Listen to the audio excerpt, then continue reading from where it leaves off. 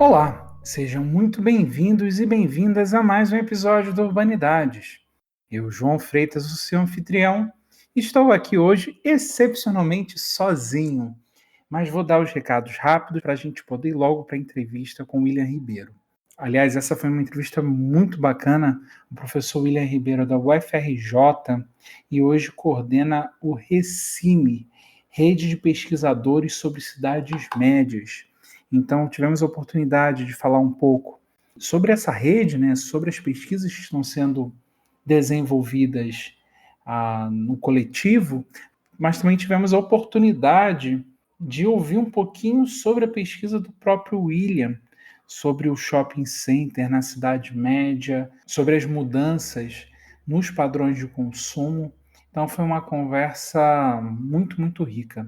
Aproveito também o ensejo para agradecer aos ouvintes que têm ajudado a fazer a Urbanidades crescer. Os nossos números, felizmente, estão em ascendência, estamos sempre com mais seguidores, com mais ouvintes, o que nos deixa muito felizes.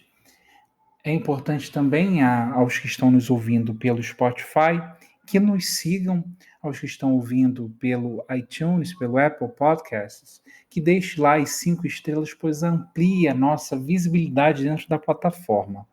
E quem quiser também acompanhar um pouco mais do trabalho, quem quiser acompanhar um pouco mais do trabalho do Urban Data Brasil, pode nos acompanhar pelo Facebook. Nossa página é Urban Data Brasil, banco de dados sobre o Brasil urbano. Quem quiser um contato mais próximo, pode nos escrever no e-mail brasilurbandata@gmail.com. brasilurbandata@gmail.com. Então é isso, pessoal. Vamos para a entrevista.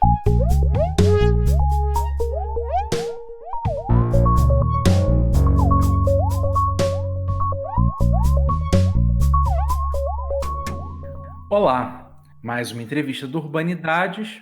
Eu, João Freitas, hoje aqui com a Juliana Oliveira. Tudo bem, Juliana? Tudo bom, João? Oi, gente, tudo bem? Com a Luma Mundim Costa. Oi, João. Oi, Ju. Hoje Urbanidades recebe o professor William Ribeiro. Tudo bem, William? Seja muito bem-vindo. Olá, João, tudo bem? Obrigado pela oportunidade de conversar com vocês. Estou muito feliz aqui de estar podendo dialogar um pouquinho. William, geralmente a gente começa a nossa conversa pedindo para que o entrevistado se apresente para a nossa audiência, contando um pouco da sua trajetória. Ah, sim? Uhum. Bom, eu sou professor da Universidade Federal do Rio de Janeiro, do Departamento de Geografia e Programa de Pós-Graduação em Geografia. A minha área de dedicação em pesquisa é sobre urbanização, com foco mais direcionado ao estudo de cidades médias e com uma temática mais especializada sobre comércio, consumo, novos espaços de consumo e a relação dos novos espaços de consumo com os espaços públicos. Na verdade, um debate aí, um diálogo sobre a diminuição progressiva da utilização de espaços públicos em detrimento de outras formas espaciais do consumo, como os shopping centers, que são esses novos espaços que têm sido bastante difundidos na urbanização brasileira e que a gente vem fazendo um diálogo com, por exemplo, com a urbanização dos Estados Unidos.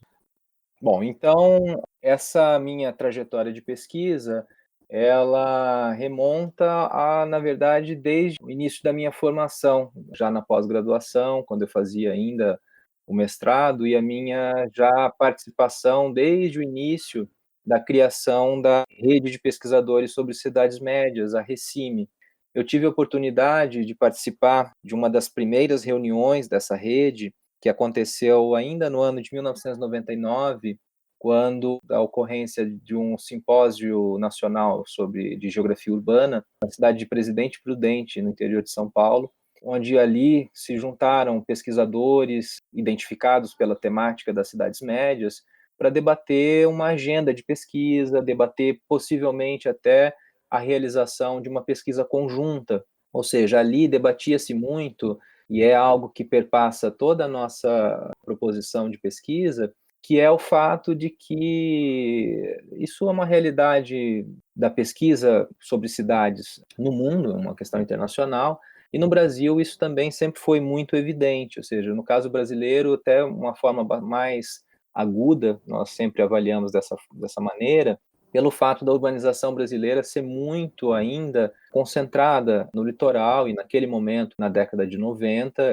havia uma correlação muito grande entre a presença dessa concentração populacional na faixa litorânea e a presença das grandes universidades e institutos de pesquisa também na faixa litorânea, ou seja, toda a interpretação que se tinha em termos de teorias do processo de urbanização, ela era uma teoria feita a partir de realidades metropolitanas, ou seja, muitas pesquisas que dialogavam sobre as questões urbanas tinham como foco a realidade metropolitana.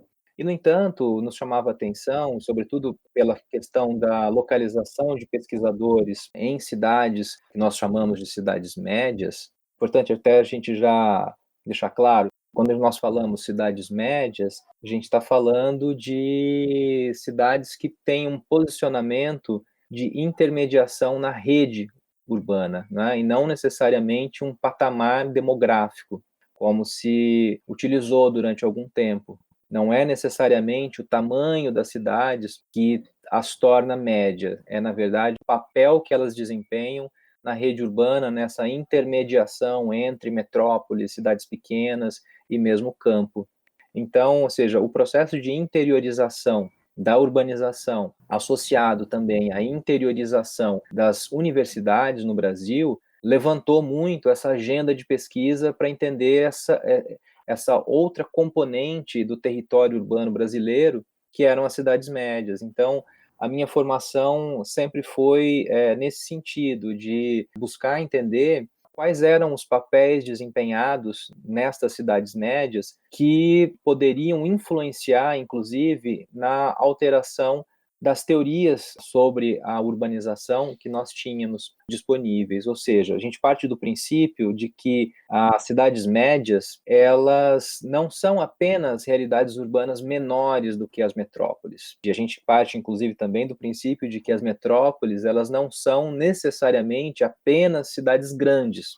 Metrópole, do ponto de vista conceitual, são aquelas cidades que desempenham um papel de comando das redes urbanas. A gente pode ter cidades que são grandes e que não desempenham necessariamente o papel de comando. E, ao mesmo tempo, nós também podemos ter cidades que não necessariamente são grandes, mas que desempenham alto papel de comando territorial, econômico, que lhes torna possível o atributo do conceito de metrópole. Teria uma cidade grande dessa, William, que você pudesse dar como exemplo, que é grande, mas não exerce esse poder de metrópole, se assim a gente possa dizer?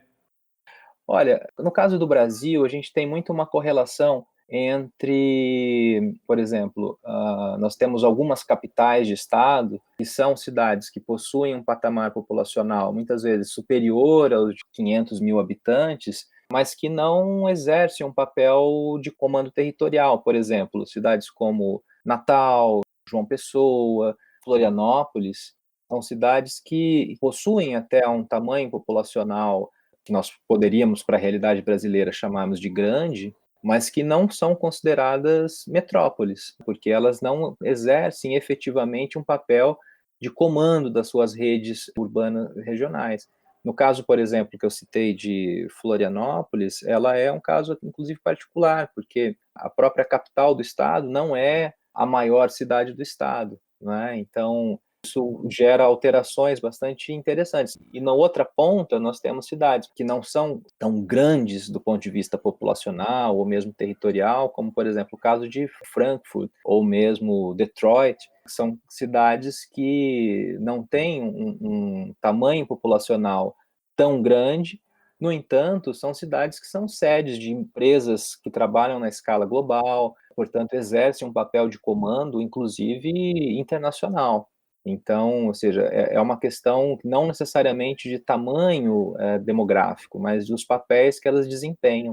Ou seja, a gente parte do princípio de que essas cidades médias, elas não são necessariamente apenas cidades menores, elas possuem também, pela escala territorial, também algumas dinâmicas de processos que são muito, muito particulares a elas. Isso nossos debates dentro da rede, da Recime, nós sempre dialogamos muito a questão do fato de que, nestas cidades médias, o fato de elas terem uma escala territorial menor, as proximidades entre as diferenças sociais urbanas são muito maiores do que as proximidades existentes nas áreas metropolitanas. Então, isso sempre nos instigou muito a pesquisa, porque, vejam, as distâncias entre as pessoas ricas, com um poder aquisitivo maior, e as pessoas mais pobres, em termos de localização, são muito menores do que as distâncias nas áreas, nas metrópoles. Uhum. No entanto, isso não faz com que se tenha uma aproximação em termos de convivência, em termos de proximidade mesmo, em termos de composição familiar, em termos de, por exemplo, o uso dos mesmos espaços públicos, como escolas, clubes, parques, ou seja, as pessoas realmente, mesmo estando mais próximas, elas terminam por engendrar outras estratégias para não conviverem próximas das diferenças sociais urbanas, né? Então, assim, a gente até chega à interpretação de que, no caso das cidades médias, é mais brutal essa diferença, porque a escolha é possível. No caso das metrópoles, como a gente está falando de realidades territoriais que às vezes ultrapassam os 80 quilômetros de raio, a convivência realmente ela é mais dificultada pela distância ou pela questão dos transportes. No caso das cidades médias, muitas vezes é possível percorrer a cidade toda caminhando. Então, às vezes até você pode demorar um pouco mais. Nós estamos falando de uma escala territorial de normalmente 7 quilômetros, ou seja, é possível. No entanto, o uso do automóvel é um elemento diferenciador muito importante, ou seja, o uso do automóvel na cidade média para as camadas de rendimento médio é quase que imperativo, ou seja, evita-se de forma bastante imperativa os transportes públicos, aquilo que a gente poderia chamar das classes médias. Evita-se de qualquer maneira, ou seja, uma realidade um pouco diferente daquilo que a gente identifica nas metrópoles, onde a classe média utiliza o metrô, utiliza outros transportes coletivos. Então, assim, a gente vem dialogando um pouco dessa questão de que também essa escala de processos, ela gera mudanças nas formas como esses processos são realizados nas cidades médias.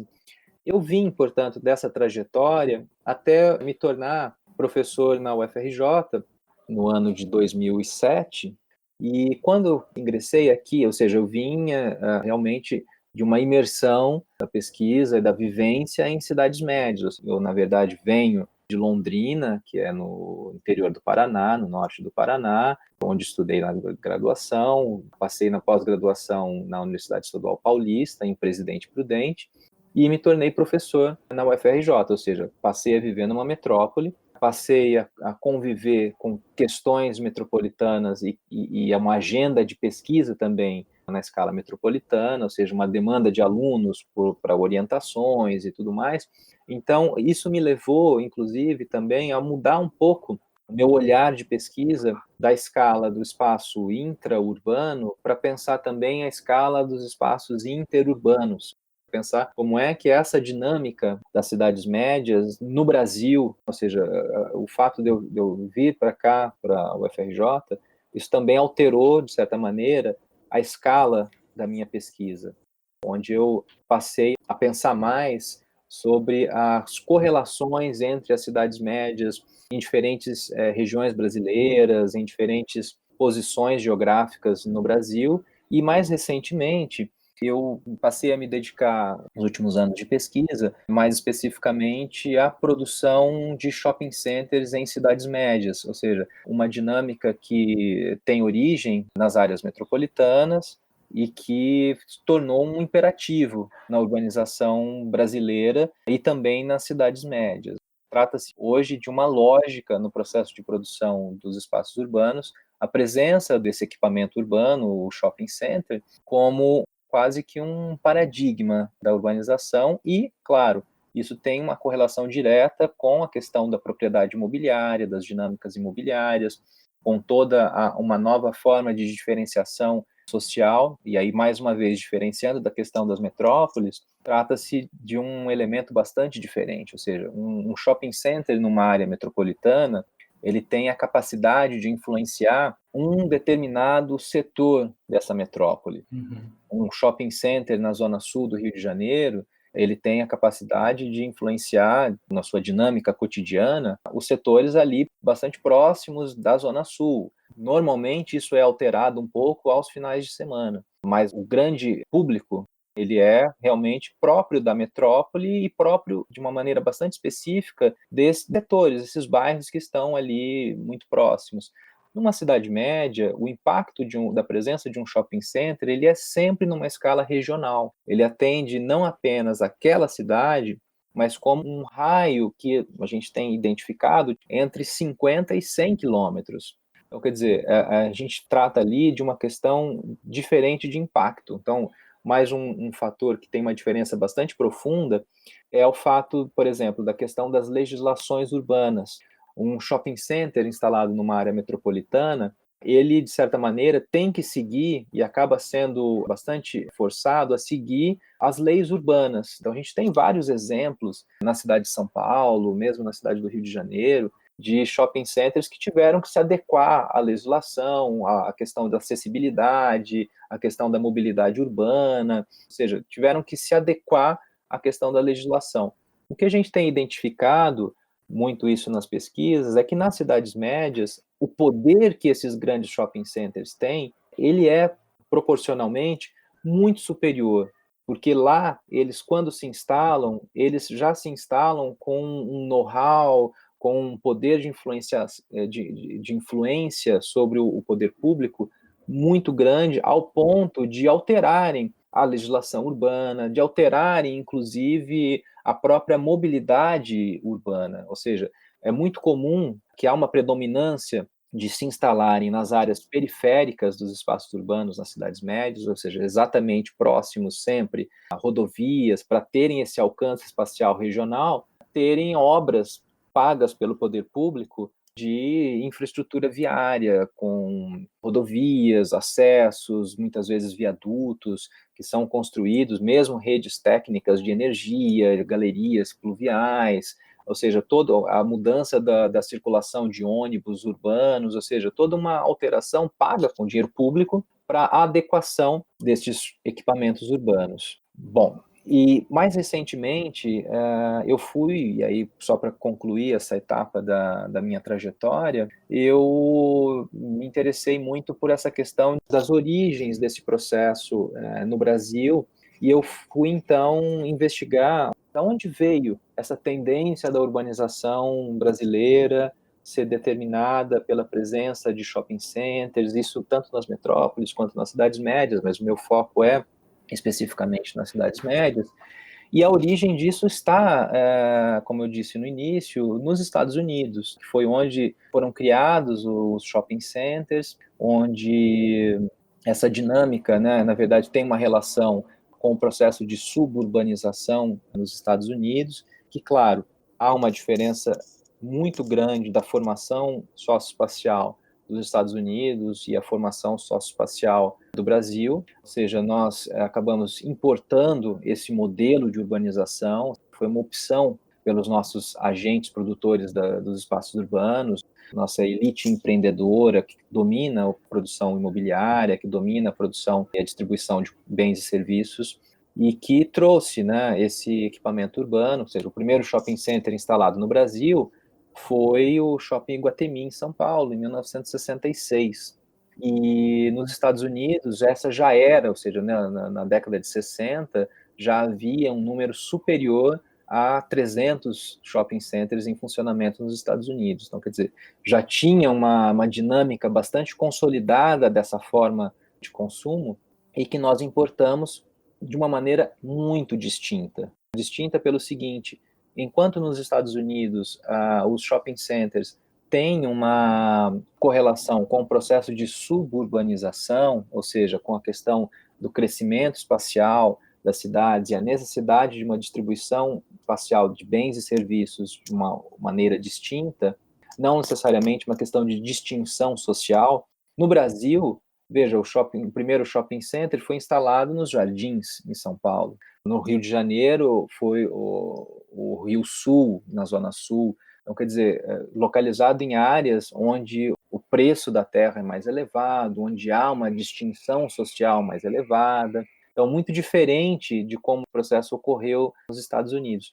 Enquanto que, quando eles chegam nas cidades médias, eles tornam-se locais exatamente de a princípio, de uma distinção social, ou seja, aqueles que podiam consumir, não apenas nestes espaços, mas que podiam consumir os espaços dos shopping centers, gozavam exatamente dessa possibilidade da distinção social. Ou seja, o que eu venho trabalhando com essa ideia de que os shopping centers nas cidades médias, eles não necessariamente têm ali dentro bens que são possíveis de serem consumidos apenas por pessoas de um poder aquisitivo mais elevado. Você tem todos os tipos de mercadorias sendo comercializadas, mas a presença ali confere um status social. Uhum. Isso progressivamente foi sendo alastrado para outras camadas de menor poder aquisitivo também. Então, hoje o que a gente vem percebendo é uma necessidade também das pessoas com menor poder aquisitivo buscar a presença nos shopping centers, o consumo nos shopping centers, como uma questão também de participação do consumo, da sensação de inclusão. E esse é um debate que a gente fez agora nos últimos anos, em razão, inclusive, de uma questão política, que foi isso que nós convencionamos chamar de classe média, quando a gente falava muito da questão do crescimento da classe C e tudo mais. Ou seja, essa classe que nós convencionamos chamar de classe C, na verdade, não podemos chamar de classe média, a gente pode chamar, na verdade, de uma classe social com poder aquisitivo, mas que nunca teve a questão, o elemento cultural, o elemento da preocupação com a educação, ou seja, com a formação cultural, mas sim com o acesso ao consumo. Então, isso foi uma diferença bastante significativa.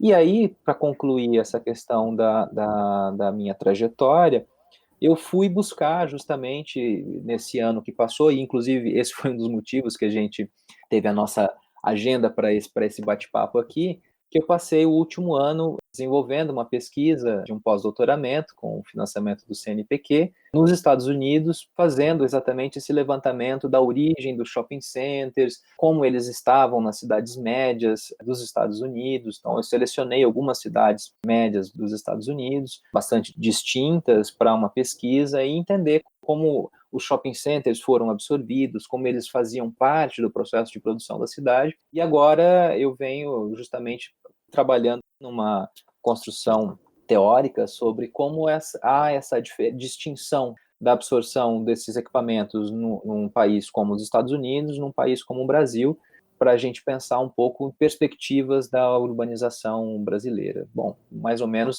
esse é o caminho que a gente tem trilhado. Sensacional. Bom, eu queria comentar como essa categoria de cidade média, antes da gente começar essa conversa, eu estava me perguntando por que ela seria necessária, enfim, qual era a importância dessa categoria. Mas agora que você já falou bastante sobre, eu fiquei com a sensação de que é muito importante e necessária essa categoria, porque as dinâmicas das cidades grandes e das cidades menores, mas não só em tamanhos, né, como você disse, as dinâmicas são totalmente diferentes, né? Eu vim estudar aqui na capital, mas eu sou do interior do estado de São Paulo e eu sempre reparei como essas dinâmicas acontecem de formas distintas. Um exemplo que me marcou foi o fato das pessoas, principalmente a classe média, nessas cidades médias, evitarem o uso de transporte público, sendo que poderia ser uma coisa que seria desenvolvida talvez com mais facilidade, pela cidade ser menor, etc., né?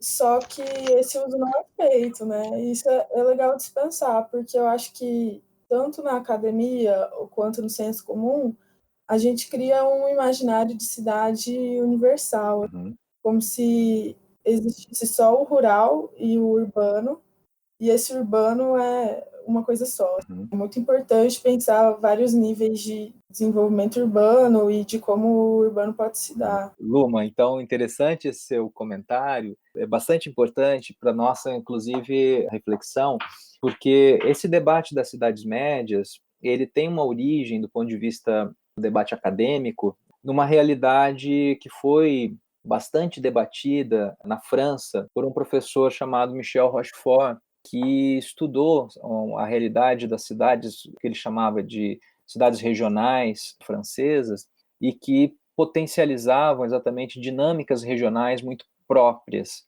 ou seja, pensando numa escala, uma relação entre as cidades e as redes, e como é que essas cidades poderiam ser produzidas e organizadas.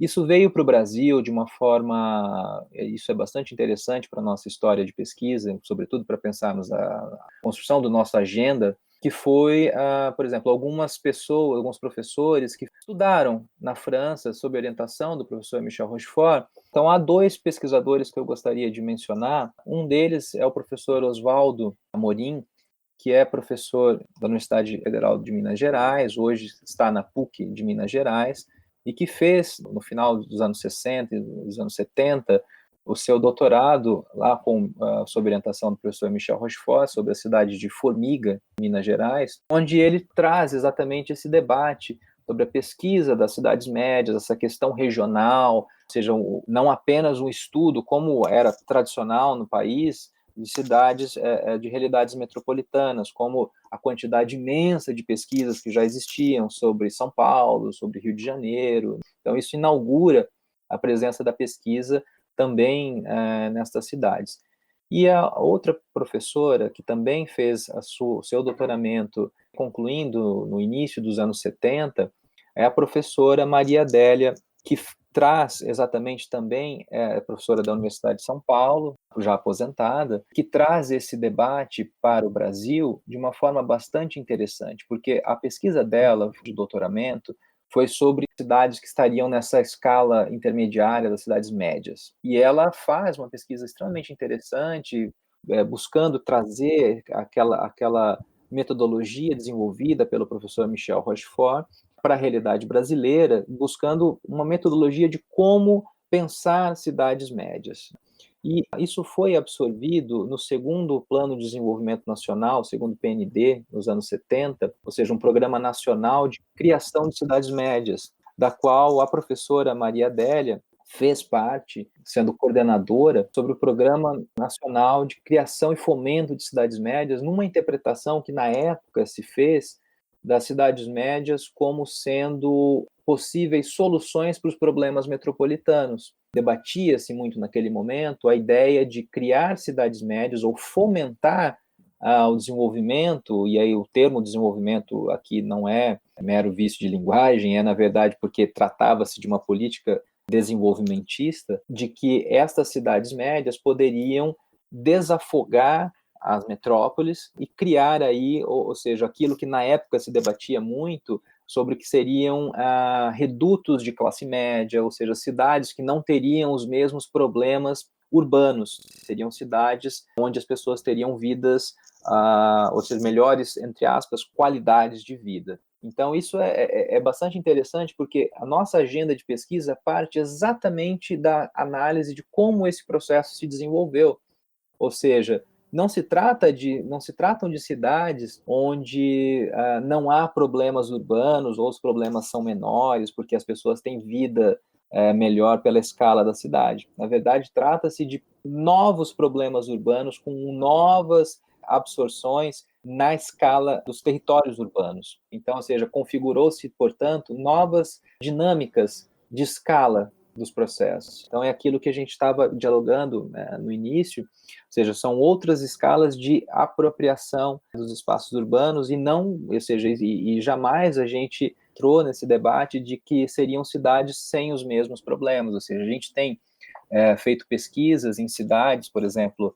no interior do estado do Rio de Janeiro, uma cidade que a gente desenvolve pesquisa que é Resende, uma cidade que tem pouco mais de 100 mil habitantes, uma cidade que passou por um processo de reestruturação urbana bastante acelerado em razão de uma reestruturação bastante forte da base econômica, que tem a ver com a instalação muito grande de indústrias, muitas delas dedicadas à indústria automotiva, ou seja, a gente está falando de indústrias muito grandes, como a MAN, que é a montadora de caminhões e ônibus para a Volkswagen, a Peugeot Citroën, a Nissan, Land Rover, ou seja, empresas que são globais e que se instalaram numa cidade média, que geraram uma alteração profunda da forma como essa cidade tem a sua dinâmica sendo desenvolvida.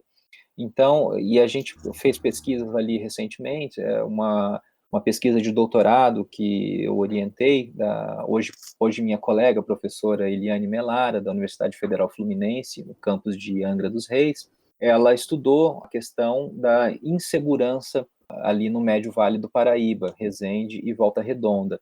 E ela chegou a se deparar com a presença de facções criminosas, como o Comando Vermelho, atuando, não é, nessas cidades e gerando ali toda uma questão de insegurança urbana, que leva à produção, inclusive, de formas espaciais muito parecidas com as formas da metrópole, como loteamentos fechados, por exemplo, a presença de Alphaville, a presença de shopping centers, que, na verdade, a escala espacial é muito distinta, mas muitas vezes as formas elas se assemelham, porque muitas vezes, inclusive, são agentes econômicos, como, por exemplo, no caso do Alphaville, é um agente imobiliário que atua no Brasil inteiro, mas que se associa a capitais locais, proprietários de terras, para produzir formas espaciais muito semelhantes às formas que produz em outras áreas que são metropolitanas. Então, quer dizer, essa questão de cidades que são ausentes de problemas, isso é realmente uma falácia que a gente tem buscado desvendar e demonstrar com as nossas pesquisas. Um outro caso que a gente gosta de usar bastante, e que particularmente eu estudei por muitos anos, é o caso da cidade de Londrina, no norte do Paraná. Uma cidade que tem aproximadamente 600 mil habitantes, e que possui um número bastante significativo de favelas, de áreas de ocupação urbana irregular, também problemas com o transporte urbano, ou seja, uma questão de distinção social muito acentuada. Então, ou seja, onde há a presença dos shopping centers que comandam o processo de expansão urbana nas áreas de periferia. Quando eu digo periferia, neste caso, eu estou me referindo ao que nós chamamos de periferia geométrica, e não necessariamente uma periferia com a conotação sociológica, ou seja, não se trata de uma periferia pobre, trata-se daqui de uma periferia geometricamente, ou seja, porque na verdade são áreas que localizam as pessoas e o consumo com maior poder aquisitivo. A gente está falando de shopping centers, de loteamentos fechados, de escolas, por exemplo, escolas que são internacionais, que se localizam exatamente nessas áreas. Similar à ideia de subúrbio, que nos Estados Unidos tratam como subúrbio, que a gente ressignifica completamente?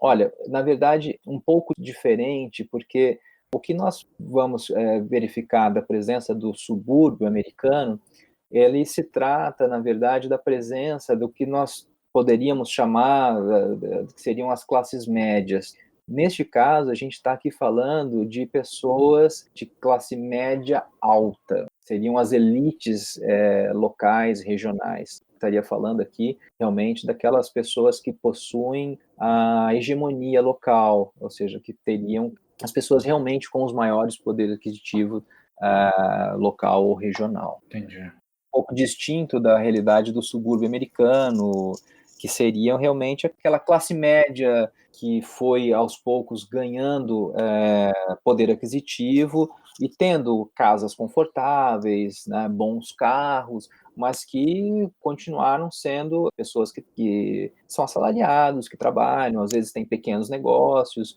que não são aquelas elites. Claro que há no subúrbio americano também áreas que seriam destinadas a essas pessoas muito ricas, mas não é essa a presença que explica, na verdade, a criação desses shopping centers ou do subúrbio americano. Tem a ver com essa ideia da expansão. Neste caso, trata-se mesmo de um princípio de diferenciação, de distinção social pela produção espacial diferenciada. Ou seja, é aquilo que eu comentei um pouquinho no início, uma escala de cidade que permitiria, por exemplo, o uso da bicicleta para o uso cotidiano, permitiria o deslocamento caminhando, sem grandes dificuldades, mas o uso do automóvel se torna imperativo para a distinção. Isso é uma das questões que a gente tem identificado bastante e que leva, inclusive, ou seja, mesmo que se tenha uma proximidade espacial, há um distanciamento social, às vezes mais profundo do que na própria metrópole. Então, ou seja, por isso que eu gostei muito do comentário que a Luma fez, porque isso tem a ver com a nossa história, a Cidade Média como sendo essa cidade ausente dos problemas, ou seja, na verdade, não é nessa perspectiva que a gente lança a pesquisa, é justamente o oposto. Então, por isso eu gostei. Uma coisa que eu achei muito interessante na sua pesquisa é a associação dos shopping centers à Cidade Média. Eu, diferente da Luma, eu nasci e cresci aqui em São Paulo, né, que é uma grande metrópole, e uma das associações que a gente faz, assim, quando pensa em São Paulo, é sempre pensar em um shopping center. Tem até uma frase que é: a Praia do Paulista é um shopping. Você mesmo falou que o primeiro shopping no Brasil foi o shopping Guatemi, né, nos Jardins, que é bem na metrópole de São Paulo. E eu acho interessante essa associação que você faz do shopping center com a Cidade Média, porque, bom, a primeira representação, a primeira imagem que a gente cria em um shopping é ver ele sempre dentro de uma grande metrópole, enfim. Acho que isso é até vendido para uma cidade média como, olha só, agora você é uma grande cidade, né? Exato. Não, sem dúvida. O shopping center, bom, veja, quando ele surge no Brasil, com o shopping Guatemi, em 66, mas nas décadas seguintes, sobretudo pós 1990, quando eles se expandem de uma forma mais profunda pelo território. Marca exatamente uma possibilidade de alteração da distribuição de bens e serviços no Brasil, de um modo geral.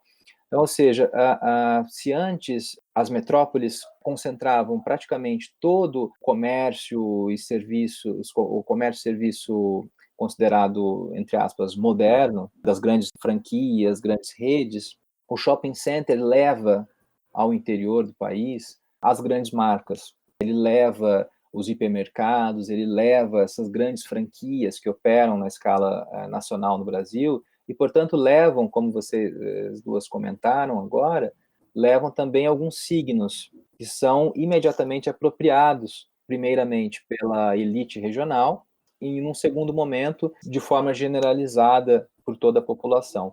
Ou seja, a princípio, era, de fato, um local que representava, olha, é o sinônimo, entre aspas, do progresso, é o que nós vamos encontrar como, olha, agora se pode ter o consumo nesta área também, se tem a ideia, entre aspas, aqui agora de forma bastante não precisa, a ideia do desenvolvimento. As pessoas identificavam muito a presença do shopping center como também a visão de progresso. Isso nos chama bastante atenção, porque, veja, aquela idealização que se teve da Cidade Média como sendo a cidade ausente dos problemas, era também uma representação bucólica do que seriam essas cidades do interior do país. E que, na verdade, elas vão tendo dinâmicas, porque há contradições sociais também bastante agudas. E isso se demonstra espacialmente de uma forma bastante reveladora, que sempre nos chamou bastante atenção, e que estes shopping centers nas cidades médias, eles têm um impacto, veja, como eu disse no início, não é apenas de um bairro, não é apenas da cidade, ele tem um impacto regional. Então, ele passa a ter um potencial de reestruturação de escala regional, ou seja, a sua presença impacta também na distribuição de comércio e serviços de toda uma região. São várias empresas de cidades menores que passam a ter a concorrência agora com grandes franquias, com grandes redes. E isso há uma redefinição. Esses shopping centers levaram ao interior do país, por exemplo, a marca McDonald's. Então, a quantidade de lanchonetes locais, regionais, que desapareceram pela presença dessa grande franquia. Então, isso gera um impacto bastante profundo, inclusive com o ideal de representação que se faz das cidades médias. Agora, o interessante é que nós estamos num estágio atual de que os shopping centers nas metrópoles, eles também já passaram por uma mudança onde há já a formação de algumas especializações por poder aquisitivo. Então, por exemplo, nós já temos em São Paulo o próprio Shopping Iguatemi, o Espaço JK, aqui no Rio de Janeiro o Shopping Leblon, ou mesmo o Fashion Mall, o Village Mall na Barra da Tijuca, que são shopping centers que possuem uma seletividade maior, porque não há lojas populares. Propositalmente, ao alugar as lojas, eles focaram num perfil de estabelecimentos que iriam comercializar apenas bens e serviços com preços mais elevados, ou seja, isso muda também a frequentação de pessoas. Você realmente coloca ali uma seletividade muito maior por poder aquisitivo. São shopping centers bastante elitistas, digamos assim. As cidades médias, nós vamos encontrar também as marcas mais caras, mas também lojas populares. A gente vai encontrar certas misturas. Nas cidades médias, não há ainda a presença desses shopping centers que seriam destinados apenas a um público de grande poder aquisitivo. A gente tem, claro, algumas lojas que são de marcas que são mais caras, mas há sempre a presença também de lojas populares. Eu tenho desenvolvido uma pesquisa agora com uma aluna que está fazendo pesquisa de mestrado, que a gente tem apostado bastante nesse caminho e que vai gerar provavelmente uma linha de pesquisa bastante interessante, que é a questão de como as pessoas mais pobres estão frequentando shopping centers, ou seja, às vezes se deslocam a cidade toda simplesmente para comprar uma casquinha de sorvete do McDonald's de R$2, ou se deslocam a cidade toda para comprar alguma coisinha, uma meia, alguma coisinha no shopping center para se sentir participante. Então, ou seja, tem essa questão também de todo o mecanismo de publicidade, toda a sensação de pertencimento, e como essas pessoas têm também tido e reproduzido essa sensação de pertencimento e usam o shopping center para isso. Então, uma coisa que a gente tem usado bastante como ferramenta de pesquisa é também a vinculação dos shopping centers e as redes sociais, ou seja, a quantidade de pessoas que sentem a necessidade, do ponto de vista da inclusão, do pertencimento, de registrarem os check-ins quando estão nessas áreas, ou seja, estou no shopping tal, estou no restaurante tal, que fica no shopping tal, como um mecanismo de mostrar, né, olha, eu faço parte desse tipo de consumo. E quando a gente vai ver por meio de entrevistas quem são essas pessoas, às vezes são pessoas com renda familiar inferior a R$2.000, a R$1.000. Quer dizer, pessoas realmente com um poder aquisitivo bastante baixo, mas que optam pela frequência, e aí, sobretudo, aqui a gente está falando dos mais jovens. Uhum. O quanto se torna um elemento de distinção, um elemento de pertencimento. É uma mudança realmente do paradigma de cidade que nós estamos construindo. Aquela cidade dos espaços públicos, do centro urbano acolhedor, que servia para a frequentação e a convivência das pessoas, ele começa a desaparecer em razão do shopping center. Então, veja, e aí mais uma distinção entre a metrópole e as cidades médias que a gente faz. Numa cidade como o Rio de Janeiro, onde nós vamos encontrar um raio de distâncias na metrópole, não apenas no núcleo, na cidade do Rio de Janeiro, mas um raio aí que pode chegar, às vezes, superior a 80 quilômetros, a gente pode presumir o porquê da formação daquilo que nós chamamos de subcentros e a escolha de alguns shopping centers que seriam de bairro, mais localizados, e a não frequentação do centro da cidade, embora o centro da cidade do Rio de Janeiro continue sendo o local de maior quantidade de empregos, ele continua muito dinâmico, muito presente e muito atrativo, ou seja, ele concentra também, é um centro de convergência, de dispersão do transporte, é o local da maior quantidade de empregos disponíveis. Mas, quando a gente conversa a partir de entrevistas, a gente percebe o quanto as pessoas mais jovens, muitas, não conhecem o centro da cidade, ao ponto de nunca terem ido. A gente tem feito entrevistas por meio de pesquisas aqui no Rio de Janeiro, da quantidade de pessoas nunca esteve no Teatro Municipal, nunca esteve na Biblioteca Nacional, nunca passou pela Avenida Rio Branco. É um dado que choca. Agora, a gente faz uma correlação também que às vezes as pessoas moram numa distância muito grande. Na Cidade Média, essas distâncias são muito menores. O fato das pessoas não frequentarem os centros das cidades, ou seja, os calçadões, os parques públicos, ou mesmo as lojas que estão localizadas nos centros, é uma questão realmente de uma opção a partir da distinção social, e não necessariamente por um tempo de deslocamento, às vezes, como na metrópole, de superior a 2 horas.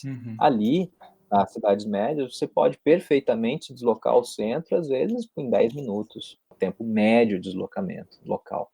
Então, quer dizer, trata-se realmente de uma forma de apropriação muito distinta, e onde esse paradigma do shopping center, ele comparece de uma forma bastante profunda, né? E, claro, o shopping center, eu gostaria de reforçar, ele não é necessariamente um equipamento comercial, ele é, antes de qualquer outra coisa, um estabelecimento, um empreendimento imobiliário. Trata-se aí de capitais imobiliários, ou seja, o shopping center, ele não vive do comércio, ele vive da renda da terra, ele vive do aluguel das lojas, dos boxes. Por isso eles estão localizados predominantemente aquilo que a gente chama da periferia geométrica, ou seja, nas áreas que, quando eles compraram a terra e edificaram, tratava-se de uma terra de menor preço da cidade, e que eles transformam a partir da centralidade que eles passam a produzir naquela área, eles elevam o patamar de preços e passam a oferir renda da terra urbana de uma forma muito forte, muito significativa. Quer dizer, eles mudam a circulação urbana, mudam o patamar de preços praticados, e não apenas internamente, eles mudam o patamar de preço dos arredores, e aí vem essa associação bastante presente em cidades como Londrina, Resende, Uberlândia, São José do Rio Preto, Ribeirão Preto, Campina Grande, na Paraíba, Juiz de Fora, Minas, Campos dos Goytacazes, no norte fluminense, onde há uma associação muito direta entre a presença de shopping centers e a instalação nos seus arredores de loteamentos fechados. Então, isso é uma relação bastante interessante que a gente tem identificado ao longo da pesquisa. Nossa, sensacional, William. A gente gostaria também de ouvir um pouco sobre a rede de pesquisadores sobre cidades médias. Ok. Olha, a Recime, como eu comentei um pouquinho no início, ela foi criada no ano de 2006, com a coordenação da professora Maria Encarnação Espósito, que é professora da Universidade Estadual Paulista, e que passou a congregar um número bastante grande de pesquisadores do Brasil, mas também nós temos pesquisadores da Argentina, do Chile, da Espanha, de Moçambique, que fazem parte dessa rede, onde nós trabalhamos com a pesquisa sobre essas cidades médias. Eu assumi a coordenação dessa rede no ano de 2018, no ano passado. Estamos, na verdade, dando continuidade ao trabalho. A professora Maria Encarnação continua como pesquisadora da rede. Então, a gente tem dado continuidade, estamos buscando outras formas de fomento de pesquisa. Então, só para você conhecer um pouco, a nossa rede, hoje, nós temos 4 linhas de pesquisa mais importantes, que seria uma intitulada Redes, Cidades e Regiões, onde, como o próprio nome diz, a gente se preocupa com uma escala regional nessa linha de pesquisa. Então, nós temos professores, pesquisadores e seus respectivos alunos de iniciação científica, mestrado, doutorado, pós-doutoramento, que fazem pesquisas sobre o tema. Uma segunda linha, que é Centro, Centralidade e Rede Urbana, que é justamente como se produz o centro dessas cidades, como os centros vêm sendo redefinidos E aí nesse entra justamente aquela questão que a gente vinha falando dos shopping centers. Então a gente também tem um número grande de pesquisadores de diferentes universidades, né, do Brasil, do exterior. A terceira linha, que seria a estruturação da cidade, desigualdades e diferenças.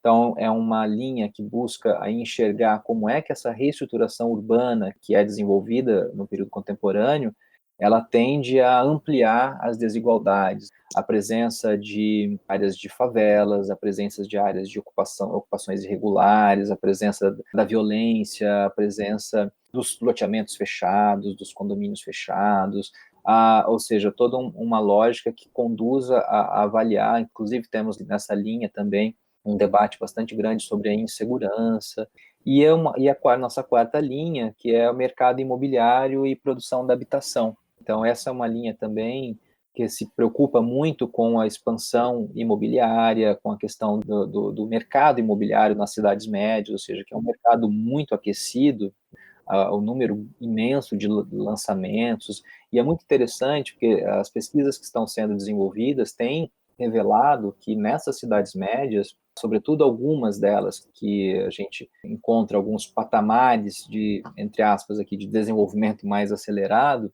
elas encontram patamares de preço da terra muitas vezes semelhantes aos das metrópoles, né? Então aquela a máxima que teve em algum momento de que as cidades médias eram lugares mais baratos, esses novos empreendimentos já começam a desfazer. Ou seja, em Ribeirão Preto nós temos alguns lançamentos imobiliários, isso a gente identificou com uma pesquisa de doutorado que foi defendida recentemente por um orientando meu, o Ramon, preços da terra em Ribeirão Preto que se equiparam aos preços praticados numa cidade como Rio de Janeiro. Então, e sempre nessas áreas de entorno de shopping centers, questões bem interessantes. E num outro patamar, tem um pesquisador que tem se dedicado muito a isso, o professor Everaldo Melazzo, da Universidade Estadual Paulista, que tem se dedicado muito também ao estudo do programa Minha Casa Minha Vida nas cidades médias. O quanto também eles têm uma característica de absorção bastante diferenciada, ou seja, há preços diferentes na terra, nas cidades médias e nas metrópoles, então isso gera também incorporações bastante distintas nas cidades médias por esse programa habitacional do Minha Casa Minha Vida. Então, é também um eixo bastante importante, ou seja, nós nos estruturamos por meio desses 4 eixos. Do ponto de vista dos financiamentos, eu gostaria de falar um pouquinho disso. Essa rede que foi criada no ano de 2006, e já neste ano, houve a aprovação do primeiro projeto de pesquisa conjunto, que foi um financiamento, que era um edital conjunto CAPES e CNPq, que era denominado Casadinho, e havia ali, na verdade eram 2 editais, eram o Casadinho e um outro edital chamado Procad. Então, por meio desta iniciativa, nós conseguimos congregar o grupo inicial da pesquisa, essencialmente pesquisadores de diversas universidades brasileiras e mais pesquisadores da Argentina e do Chile, que foi a nossa configuração inicial. Então, nós iniciamos uma grande pesquisa, estudando diversas cidades do Brasil, da Argentina e do Chile, e isso teve um desdobramento bastante rico em termos de publicações, de dissertações e teses. Então, nós tínhamos uma estruturação em termos de pesquisa que tinha uma engenharia mais ou menos da seguinte forma: cada cidade estudada na pesquisa, ela tinha um coordenador que se dedicava a levantar um número de 24 variáveis que eram agrupadas numa plataforma de dados que era compartilhada para todos os pesquisadores. A plataforma é o DataSim em questão? Exatamente. Essa plataforma nós continuamos utilizando, ela é extremamente importante para a nossa dinâmica de pesquisa. Então, nós vamos alimentando por cidades as 24 variáveis, que daí essas 24 variáveis cobrem essas 4 linhas de pesquisa que nós temos, e aí cada pesquisador, dentro dessas linhas de pesquisa, busca, dentro dessa plataforma, elementos para fazer uma verticalização temática. Então, quer dizer, aí nós temos coordenadores temáticos de pesquisas dentro das linhas. A gente faz um cruzamento entre a pesquisa sobre cidades e depois a pesquisa sobre temas.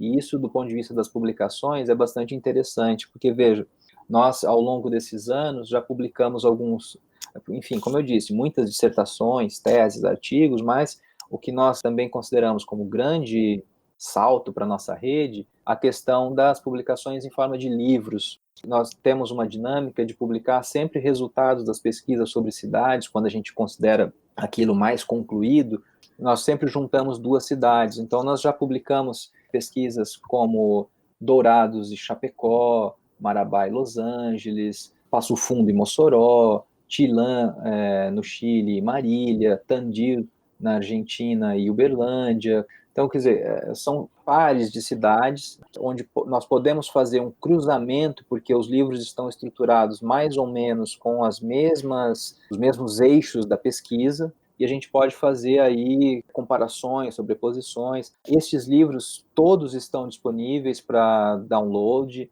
na nossa plataforma, recime.org. Ali é possível baixar todos esses livros gratuitamente. A gente, inclusive, gosta de divulgar isso, porque a nossa grande intenção é realmente abrir o diálogo, é possibilitar o conhecimento dos resultados das nossas pesquisas.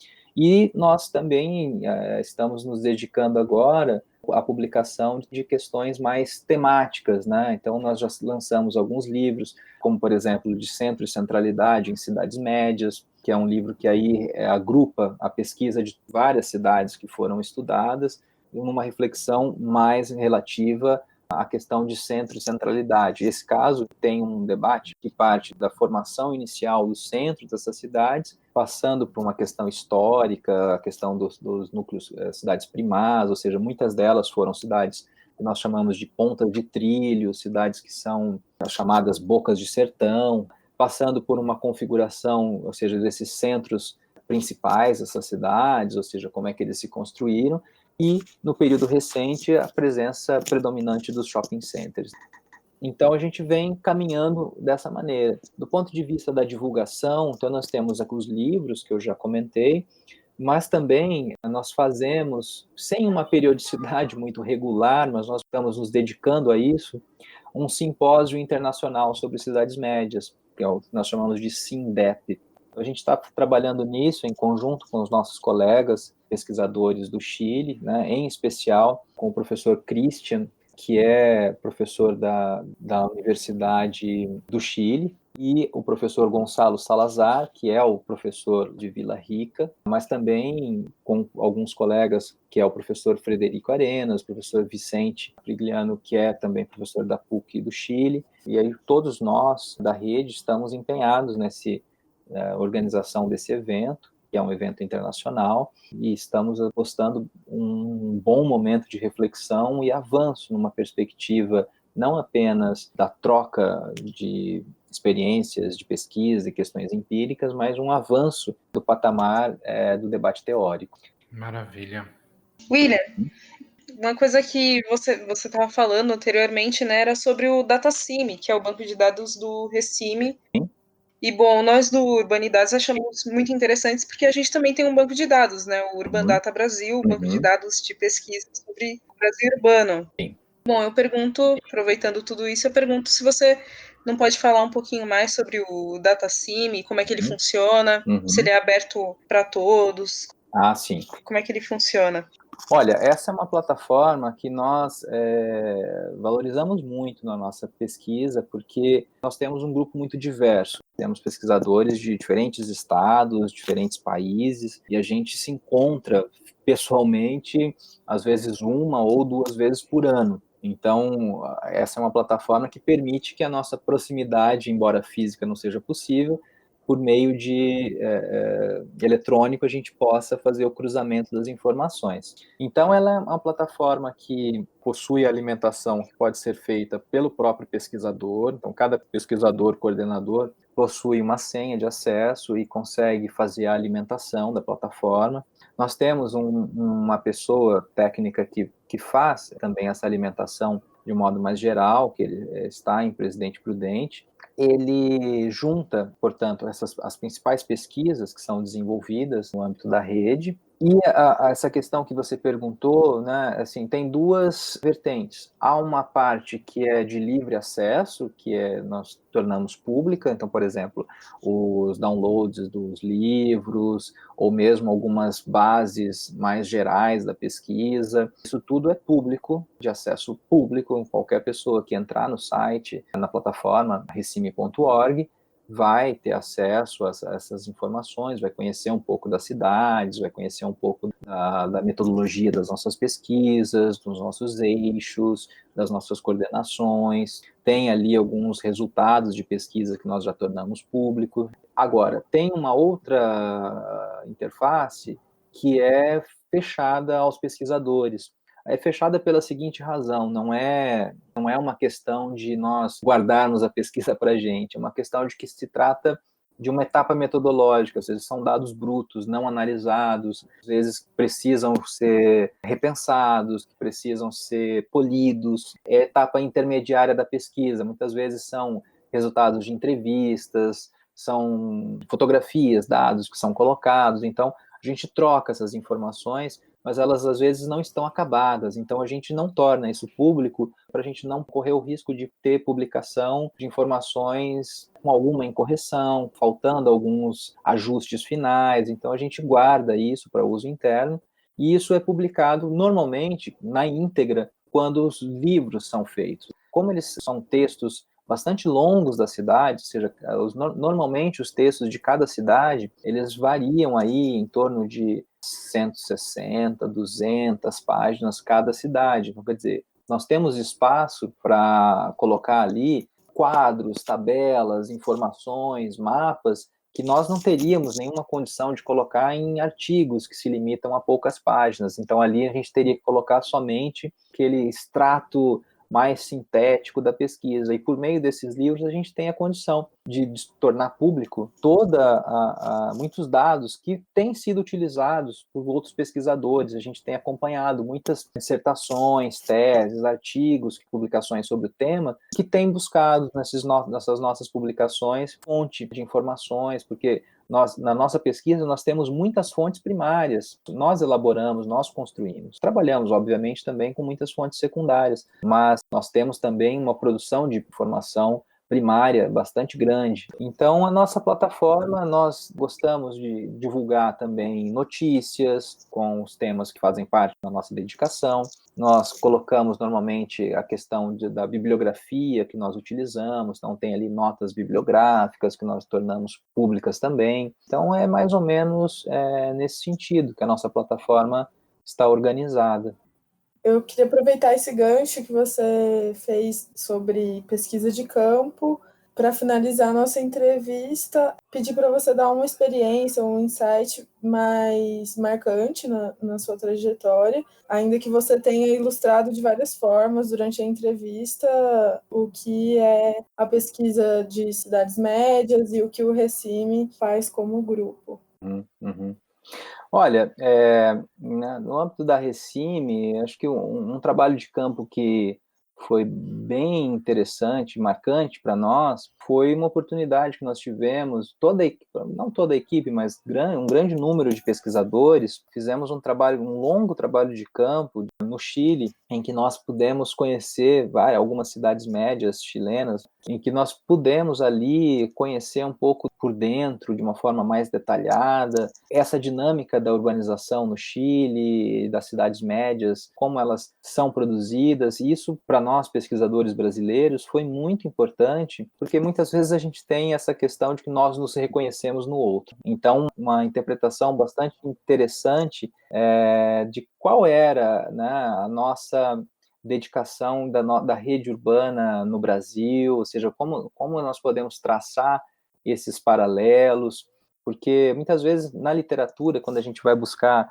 a questão da urbanização e que a gente vai para uma questão superior aos países, a gente vai encontrar pesquisadores que vão se empenhar a questão latino-americana, ou sul-americana. No entanto, há uma distinção muito profunda na urbanização desses países. Então, esses trabalhos eles têm sido muito interessantes, porque trata-se de formações espaciais muito diferentes, né? Muito diferentes. Eu acho que uma questão que eu acho que é importante também, a gente tem identificado bastante isso no período recente, é a relação entre as cidades médias e a questão política, né, e sobretudo no caso do Brasil, porque a gente está lidando também com um conjunto de cidades que tem ali uma dinâmica econômica que perpassa por uma questão que leva, ou seja, essa vinculação com o agronegócio, com a agricultura, com os aspectos regionais e que tem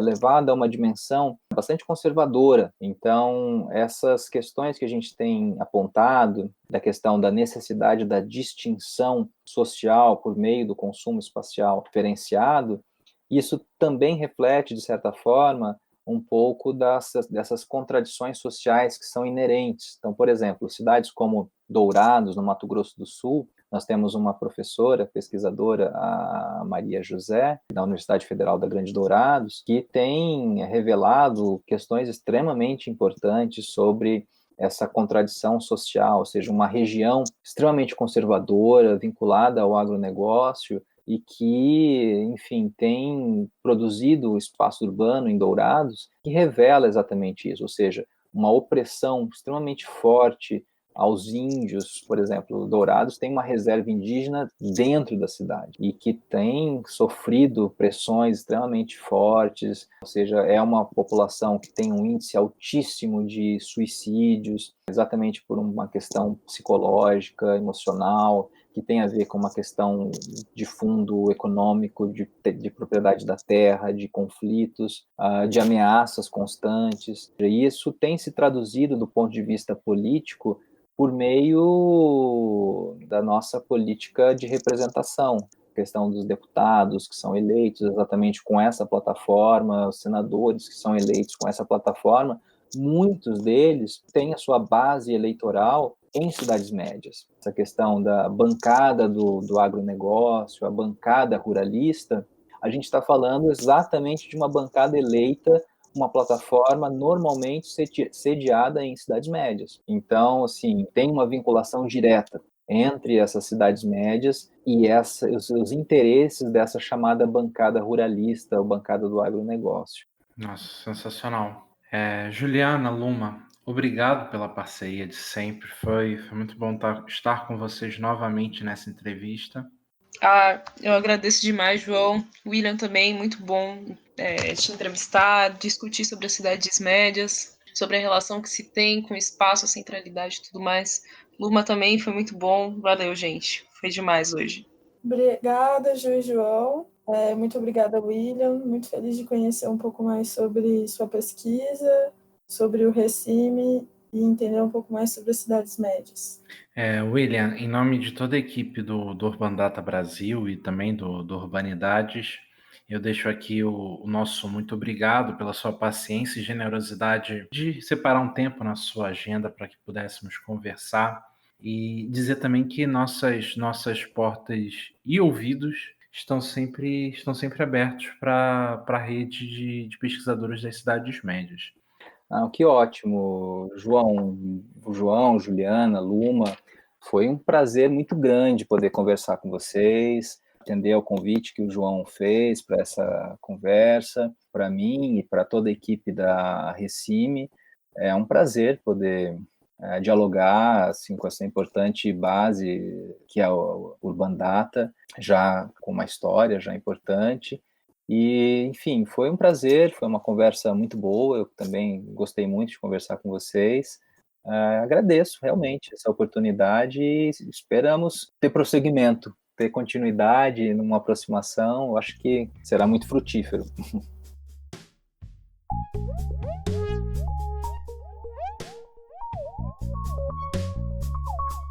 Conta um pouco pra gente como é que foi.